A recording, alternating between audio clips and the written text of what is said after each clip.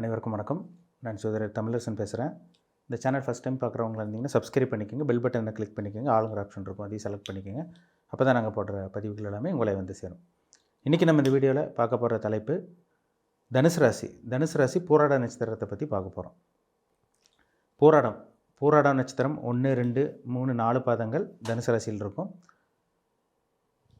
ஒரு சில நட்சத்திரமெல்லாம் வந்து பார்த்திங்கன்னா உடைபட்ட நட்சத்திரமாக வரும். ஒரே நட்சத்திரம் வந்து பார்த்திங்கன்னா 2 ராசிக்கு ஸ்ப்ளிட் ஆகும், 2 ராசிக்கு வரும். ஆனால் பூராடம்ங்கிறது தனுசு ராசிக்கு மட்டும்தான் இருக்கும், தனுசு ராசிக்கு மட்டும்தான் பொருந்தும். சரிங்களா? ஒரு நல்ல ஒரு நட்சத்திரங்க.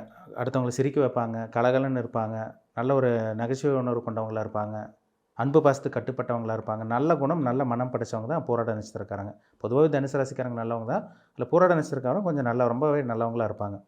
இப்போ பூராடம்ங்கிறது வந்து பார்த்திங்கன்னா சுக்கிரனுடைய நட்சத்திரம். அப்போ வந்து சுக்கிரனோட இது இருக்கும், நல்ல ஜாலியாக லைஃப்பை வாழணும், நல்லா என்ஜாய் பண்ணணும், அடுத்தவங்களுக்கு உதவி செய்யணும், அடுத்தவங்களுக்கு கொடுத்து ஹெல்ப் பண்ணணும், தானம் தர்மம் பண்ணணும். இது இயல்பாகவே அவங்களோட குணாதிசயம் கேரக்டராக இருக்கும். இப்போ பூராடம்ங்கிறது வந்து பார்த்திங்கன்னா சுக்கிரனுடைய நட்சத்திரம். பிறக்கும்போது வந்து பார்த்திங்கன்னா அவங்களுக்கு வந்து சுக்கிரதசையில் தான் பிறப்பாங்க. அது எத்தனை பாதம் தகுந்த மாதிரி மாறுபடும். ஒரு சில பேருக்கு 10 வருஷம் சுக்கிரதசை வரும், ஒரு சில பேருக்கு 4, 4.5 வருஷம் கூட வரலாம், ஒரு சில பேருக்கு முழுமையாக 19, 20 வருஷம் கூட வரும். அது 1ஆம் பாதத்தில் பிறந்தவங்களுக்கு அது பலன் மாறுபடும். என்ன நட்சத்திர பாதத்தில் பிறந்திருக்காங்களோ அதுக்கு தகுந்த மாதிரி பலன் மாறுபடும். ஸோ பூராட நட்சத்திரங்கிறது சுக்கிரனுடைய நட்சத்திரம். பிறக்கும் போதே சுக்கிரதசையில் பிறந்தவங்களுக்கு ரெண்டாவது வந்து பார்த்திங்கன்னா உங்களுக்கு சூரிய தசை 6 வருஷம் நடக்கும். அப்புறம் 6 வருஷம் முடிச்சதுக்கப்புறம் சந்திரன் ஒரு 10 வருஷம் தசை நடத்தும். அதுக்கப்புறம் வந்து பார்த்திங்கன்னா செவ்வாய் ஒரு 7 வருஷம் தசை நடத்தும். இவங்களுக்கு ராகு தசை தான் ஒரு முக்கியமான தசையாக இருக்கும். ராகு தசை வந்து ஒரு முக்கியமான தசையாக பூராட நட்சத்திரக்காரங்களுக்கு இருக்கும். ஏன்னா நடுத்தர வயதில் வரும். ஒரு சில பேருக்கு 30, 35 வயசுக்கு மேலே வரலாம், ஒரு சில பேர் 40 வயசுக்கு மேலே வரும். ஏன்னா நட்சத்திர பாதத்தை பொறுத்து. ஏன்னா ஆரம்பத்தில் அவங்களுக்கு சுக்கிரதசை எந்த அளவுக்கு வருதோ அதுக்கு தகுந்த மாதிரி பலன் மாறுபடும். 30 வயசு அல்லது 40 வயசுக்கு மேலே வரக்கூடிய ராகு திசை ரொம்ப ஒரு முக்கியமான ஒரு திசையாக இருக்குங்க. அவங்க வாழ்க்கையில் மிகப்பெரிய திருப்பமுனை ஏற்படுத்தக்கூடிய திசையாக ராகு திசை இருக்கும். என்ன காரணம்னு கேட்டிங்கன்னா, ராகுங்கிறது வந்து பார்த்திங்கன்னா ஒரு பிரம்மாண்டத்துக்கு உண்டான கிரகம், மிகப்பெரிய கிரகம், ஒரு ஆசை தூண்ட வைக்கிற கிரகம், மாய வலை விரிக்கிற கிரகம். சரிங்களா? ஒரு ராகு வந்து ஒருத்தருக்கு திசை நடச்சுன்னா ஒன்றா வந்து கீழே வந்துடுவாங்க, கீழே டவுன் ஆயிடுவாங்க, ஒன்றுமே இல்லாமல் போவாங்க. ஒரு சில பேர் பார்த்திங்கன்னா இருக்கிற இடமே தெரியாமல் போயிடும், அந்தளவுக்கு அந்த ராகு வேலையை செஞ்சிடும். ஒரு சில பேர் வந்து பார்த்திங்கன்னா ரொம்ப ஒரு ஏழ்மையில் பிறந்தவங்க ரொம்ப கஷ்டப்பட்டு அப்படியே அவங்க வாழ்க்கை கொண்டு போவாங்க. திடீர்னு பார்த்திங்கன்னா ஒரு 30, 40 வயசுக்கு மேலே எண்ணி பார்க்க முடியாத அளவு கோடீஸ்வரனா ஒரு பிரம்மாண்டமான ஒரு வாழ்க்கை அவங்களால வாழ முடியுது. என்ன காரணம்னா ராகு தாங்க. அந்த ராகு தான் அவங்க ஜாதகத்தில் முக்கியத்துவம் வாய்ந்ததாக இருக்கும். ராகு தசை நடந்தால் ஒரு மிகப்பெரிய கோடீஸ்வரனாக மாறிடுவாங்க. இல்லைன்னா அந்த 18 வருஷம் ஒன்றுமே இல்லாமல் பண்ணும். ராகுவோட வேலை தான். ஏன்னா ஒரு ஆழமான இருட்டு, ராகுங்கிறது ஒரு ஆழமான ஒரு இருட்டு. அது அந்த கிரகத்தோட ஒரு சுபகிரக தொடர்பெல்லாம் சேர்ந்துச்சுன்னு வச்சுக்கோங்க, கண்டிப்பாக ஒரு மனுஷனோட வாழ்க்கையை தலைகீழாக மாறிடும். ராகுங்கிறது பணத்தை கொடுக்குற கிரகம், சொகுசு கொடுக்குற கிரகம், லக்ஸுரியான ஒரு வாழ்க்கை, ஆடம்பரத்தை கொடுக்குற கிரகம், உல்லாசத்தை கொடுக்குற கிரகம் தான் இந்த ராகு. அது நல்ல கிரகத்தோடு சேர்ந்து நல்லது பண்ணும், கெட்டது கிரகத்தோடு சேர்ந்தால் தீமை தான், கெட்டதான் பண்ணும், அதில் சந்தேகமே கிடையாது. ராகு வந்து நல்ல ஒரு இடத்துல இருக்கணுங்க. அதாவது வந்து பார்த்திங்கன்னா ராகுக்கு உகந்த இடம் என்னென்னா 3, 6, 10, 11ஆம் இடத்துல ராகு இருந்துச்சுன்னா 3, 6, 10, 11ஆம் இடம் அந்த உபஜயஸ்தானத்தில் ராகு இருந்துச்சுன்னா நல்லது பண்ணுன்னு சொல்லப்பட்டிருக்கு. ஆனால் மற்ற இடத்துல ராகு இருந்தாலும் நல்லது பண்ணும். இப்போ 2ஆம் இடத்துல இருக்கிற ராகு கூட வந்து பார்த்திங்கன்னா தனிச்சு இருக்கக்கூடாது. அது சுபகிரக சம்மந்தப்பட்டு குரு, சுக்கிரன், இல்லை சந்திரனோட தொடர்பு, வளர்பிறை சந்திரனோட தொடர்பு, இந்த மாதிரி இருந்தால் கூட அந்த ராகு திசை கூட கொட்டி கொடுக்குற ராகுவாக தான் இருக்கும். ராகு 8ஆம் இடத்துல இருக்கக்கூடாதுங்க. 8ஆம் இடத்துல பாவகிரகம் சம்மந்தப்பட்டு இருக்கக்கூடாது. நிறைய விபத்து, அசிங்கமானம், கோர்ட்டு கேஸ் பிரச்சனை, ஷேர் மார்க்கெட்டில் தோற்று போகிறது, ஆயில் கண்டம் ஏற்படுறது, இதெல்லாமே இந்த 8ஆம் இடத்துல இருக்கிற ராகு பாவகிரகம் சம்மந்தப்பட்டால் கண்டிப்பாக கொடுக்கும். 5ஆம் இடத்துல ராகு இருக்கிறவங்க கூட புத்திர தோஷத்தை கொடுக்கும். ஆனால் வந்து பார்த்திங்கன்னா அது சுபகிரகம் சம்மந்தப்பட்டால் தலைகீழாக மாறும்.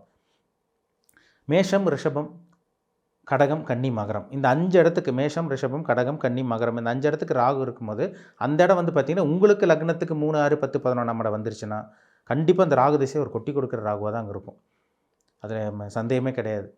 ஒரு மிகப்பெரிய கோடீஸ்வரன் ஆகணும், பிரம்மாண்டமான ஒரு வாழ்க்கை வாழணும், லக்ஸுரியான ஒரு வாழ்க்கை வாழணும்னா அது ராகுவோட தயவு தேவை.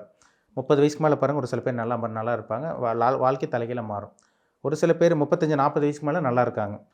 சொல்கிறாங்க பார்த்தீங்களா, 30, 35 வயசு வரைக்கும் கஷ்டப்பட்டாங்க சார், 38, 40 வயசுக்கு மேலே தான் ஒரு வாழ்க்கையே மாறிச்சு, தலைகீழாக மாறிச்சு, திடீர்னு என்ன நடந்ததே தெரியல, சடனாக எங்கள் லைஃபே மாறிடுச்சுன்னு சொல்கிறாங்க பார்த்தீங்களா. இதெல்லாமே ராகுவோட வேலை தான்.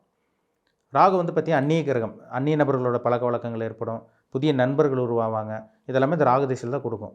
ராகு பாவகிரகத்தோட சம்மந்தப்பட்டெல்லாம் இருந்துச்சுன்னா தேவையில்லாத தொடர்புகள், இல்லீகல் கான்டாக்ட் வரும், தவறான பழக்க வழக்கங்கள், உலகத்தில் இருக்க அத்தனை தவறான பழக்க வழக்கங்கள் எல்லாமே அந்த ராகு திசையில் இழுத்துட்டு கொண்டு வந்து விட்டுரும்.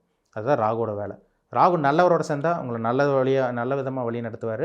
ராகு கெட்ட கிரகம் தீய கிரகத்து கூட சேர்ந்தால் சனியோட சேரக்கூடாது, செவ்வாயோட சேரக்கூடாது, சூரியனோடெல்லாம் ராகு சேரக்கூடாதுங்க. அப்படிலாம் செஞ்சுன்னா தவறான வழி கொண்டு போகும். அது இருக்கிற இடத்த பொறுத்து எந்த கிரகத்தோட வீட்டில் இருக்கோ அந்த கிரகத்தை போலவே செயல்படும் ராகு. தான் நின்ற வீட்டு அதிபதி போல் ராகு செயல்படும். அப்போ ராகு நல்ல இடத்துல இருந்துச்சுன்னா கண்டிப்பாக கோடீஸ்வரன் ஆக முடியும். பெரிய ஒரு பிரம்மாண்டமான ஒரு ராஜ வாழ்க்கையை கண்டிப்பாக ஜாதகர் வாழ முடியும். ராகு நெகட்டிவான ஒரு இடத்துல இருந்துச்சுன்னா, அது லக்னத்துலலாம் இருந்துச்சுன்னா பாருங்கள், ரொம்ப ஆசை தூண்ட வைக்கும். ஜாதகரே வந்து பார்த்திங்கன்னா பிடிவாதக்காரராக இருப்பார். கோவம் அவங்களுக்கு அதிகமாக வரும். லக்னத்தில் இருக்கிற ராகு ஆசை தூண்ட வைக்கும். திருப்திப்படுத்தவே முடியாது, அவங்கள சாட்டிஸ்ஃபைட் படுத்தவே முடியாது. 7ஆம் இடத்துல இருக்கிற ராகு அதே மாதிரி தான். திருமண சம்மந்தப்பட்ட விஷயங்களில் பிரச்சனை, தவறான வழி கொண்டு போகிறது, இதெல்லாமே 7ஆம் இடத்துல இருக்கிற ராகு பாவகிரக சம்மந்தப்பட்ட கண்டிப்பாக ஏற்படுத்தும். 12ஆம் இடத்துல இருக்கிற ராகு 9ஆம் இடத்துல இருக்கிற ராகுலாம் பார்த்திங்கன்னா அந்நிய நபர்களோட பழக்க வழக்கங்கள், வெளிநாடு போகிறது, வெளி மாநிலம் போகிறது, ஒரு ஊர் விட்டு இன்னொரு ஊருக்கு போகிறது, ட்ராவலிங் அடிக்கடி பிஸியாக இருக்கிறது, ட்ராவலிங் பண்ணுறது, இதெல்லாமே இந்த 12ஆம் இடம் 9ஆம் இடத்துல இருக்கிற ராகு கண்டிப்பாக கொடுக்கும். சரிங்களா? 6ஆம் இடத்துல இருக்கிற ராகு ரொம்ப நல்ல ஒரு அமைப்பாக இருக்கும். 3ஆம் இடத்துல இருக்கிற ராகு கண்டிப்பாக ஒரு வெற்றி கொடுக்கும் நல்ல கிரகத்தோடு சேர்ந்துருந்தால். 10ஆம் இடத்துல தனிச்சு இல்லாமல் ராகு இருந்துச்சுன்னா, தனிச்சு இல்லாமல் ராகு வந்து சுபகிரக சம்மந்தப்பட்டிருந்துச்சுன்னா தொழிலில் பெரிய ஒரு மேன்மையான ஒரு வாழ்க்கையை கண்டிப்பாக அந்த ராகு திசையில் கொடுக்க தாங்க செய்யுது. 11ல் ராகு இருக்கிறது அபாரமான வளர்ச்சி, பெரிய ஒரு மாற்றம், ஆசைப்பட்ட வாழ்க்கை நிறைவேறது, பெரிய கோடீஸ்வரனாக மாறுறது. அவங்க ஜாதகத்தெல்லாம் பாருங்கள் 11ஆம் இடத்துல ராகு சம்மந்தப்பட்டிருக்கும். அப்போ ராகுங்கிறது ரொம்ப முக்கியமான பிளானட். சரிங்களா? உங்கள் ஜாதகத்தில் எங்கே இருக்குதுன்னு பாருங்கள். நீங்கள் என்ன லக்னத்தில் பிறந்திருக்கீங்கன்னு பாருங்கள், என்ன கர்மா அனுபவிக்க பிறந்திருக்கீங்க பாருங்கள். ராகு ரொம்ப முக்கியமான கிரகங்க. 18 வருஷம் தசையை நடத்தும். 18 வருஷம் ராகு தசை முக்கியமான தசை. ராகு தசை இருக்கிறதுலே பெரிய தசை சுக்கிர தசை தான். அதுக்கப்புறம் வந்து பார்த்திங்கன்னா சனி தசை 19 வருஷம் வரும். ராகு தசை 18 வருஷம் வரும். அந்த ராகு தசையில் ஒரு மனுஷன் வாழ்கிறானா இல்லை வீழ்கிறானா, நல்லதை அனுபவிக்கிறானா கெட்டதை அனுபவிக்கிறானா, இதெல்லாமே அவங்கவங்க பிறப்பு ஜாதகத்தில் நடக்கக்கூடிய இந்த ராகு திசை வச்சு தான் நம்ம முழுசாக சொல்ல முடியும். சரிங்களா?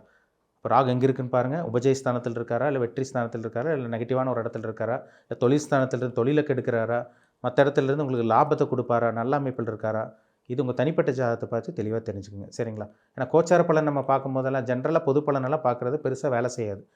அது எல்லாமே 15லேருந்து 20% தான் வேலை செய்யும். இப்போ இந்த ராகு பற்றி பார்த்தோம் பார்த்தீங்களா, இது ஜாதகத்தை வச்சு தான் சொல்ல முடியும். பொது பலன்னு சொல்ல முடியாது.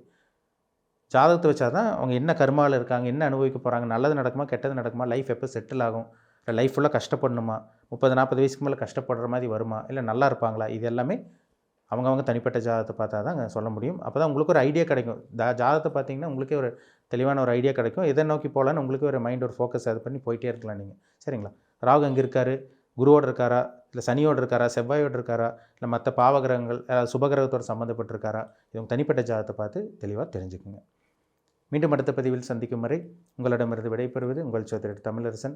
இந்த சேனல் பிடிச்சிருந்தால் உங்கள் நண்பருக்கு உறவினருக்கும் ஷேர் பண்ணுங்கள், லைக் பண்ணுங்கள், சப்ஸ்கிரைப் பண்ணுங்கள், பெல் பட்டனை கிளிக் பண்ணிக்கோங்க, ஆளுங்கிற ஆப்ஷன் இருக்கும், அதையும் செலக்ட் பண்ணுங்கள். அப்போ தான் நாங்கள் போடுற பதிவுகள் எல்லாமே உங்களை வந்து சேரும். நன்றி, வணக்கம்.